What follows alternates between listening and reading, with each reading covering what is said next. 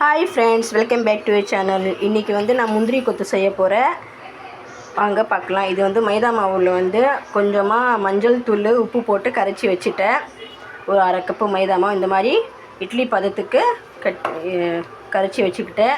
ஒரு தேங்காய், அப்புறம் இது கடலைப்பருப்பு வேக வச்சு எடுத்துக்கிட்டேன். பாதி அளவு தேங்காய் துருவி எடுத்து வச்சுக்கலாம். அப்புறம் கடலைப்பருப்பு வேக வச்சு எடுத்துக்கிட்டேன். இது வெல்லம் ஒரு அரை கப்பு பாகு எடுத்து வச்சுக்கிறேன். நான் கலக்கும் போது உங்களுக்கு காமிக்கிறேன். இந்த கடலைப்பருப்பு வேக வச்ச கடலைப்பருப்பு சூடு ஆறின பிறகு கொஞ்சம் மிக்சியில் போட்டு கொரப்பாக அடித்து எடுத்துக்கலாம். இது பாருங்கள், இந்த மாதிரி தேங்காய் கொரப்பாக அடிச்சுக்கிட்டேன். இது இந்த கடலைப்பருப்பு இதில் போட்டு இதுவும் கொஞ்சம் கொரப்பாக அடிச்சுக்கலாம். பாருங்கள், இந்த மாதிரி கொரப்பாக ரெண்டும் சேர்த்து தேங்காயும் கடலைப்பருப்பும் போட்டு அடிச்சிட்டேன். இது நல்ல கனமான பாத்திரத்தில் போட்டுக்குங்க. பாருங்கள், இந்த மாதிரி பாகு வெள்ளைப்பாகு இந்த மாதிரி பாத்திரத்தில் போட்டு வடிகட்டிக்கலாம். இந்த பாகுப்பதெல்லாம் ஒன்றும் இல்லைங்க, சும்மா ஒரு கரைஞ்ச வரைக்கும் போதும். வெல்லம் போட்டு மாதிரி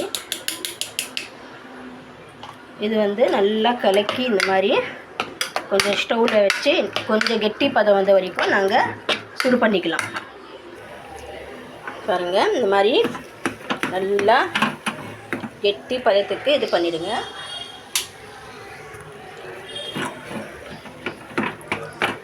ஆறுனா இன்னும் கெட்டி ஆகிடும் உங்களுக்கு.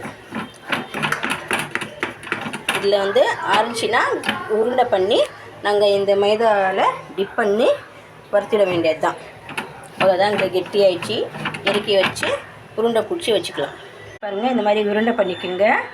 6 நாள் உங்களுக்கு கெட்டி ஆகிடும். இந்த மாதிரி உருண்டை வந்துடும். இந்த மாதிரி பண்ணி வச்சுக்கிட்டு இதில் மைதா மாவும் மஞ்சத்தூள் போட்டு கரைச்சி வச்சுருக்கிறல இதில் டிப் பண்ணி எண்ணெய் சூடாகுது, அதில் நாங்கள் போட்டுக்கலாம். இந்த மாதிரி போட்டுக்கலாம். சிம்பிளானது, ஏன் ஸ்டைலில் இது செய்கிறதுங்க. நிறைய இது இருக்குது இந்த மாதிரி முந்திரி கொத்து செய்கிறது. ஆனால் நான் இந்த மாதிரி செய்வேன். நல்லா டேஸ்ட்டாகவும் இருக்கும்.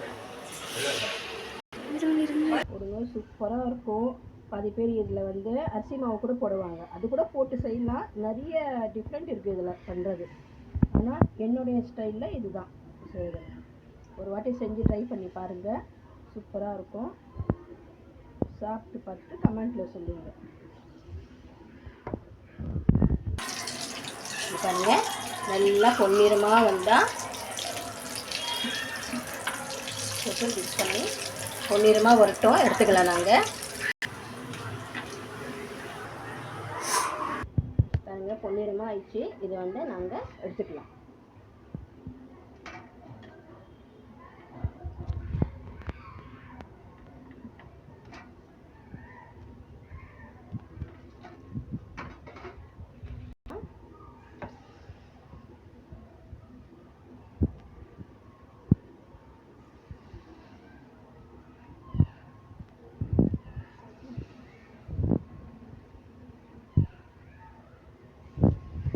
நல்லா கரைச்சிக்கணும். அப்போ தான் உங்களுக்கு நல்லா வரும்.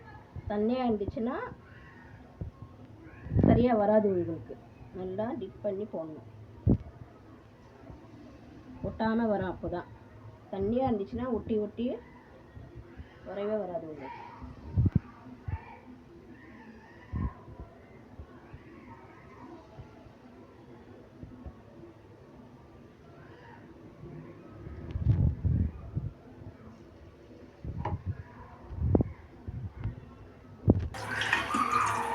அவ்வளோதாங்க.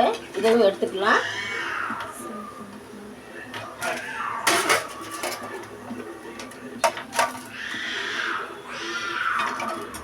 அவ்வளோதான்.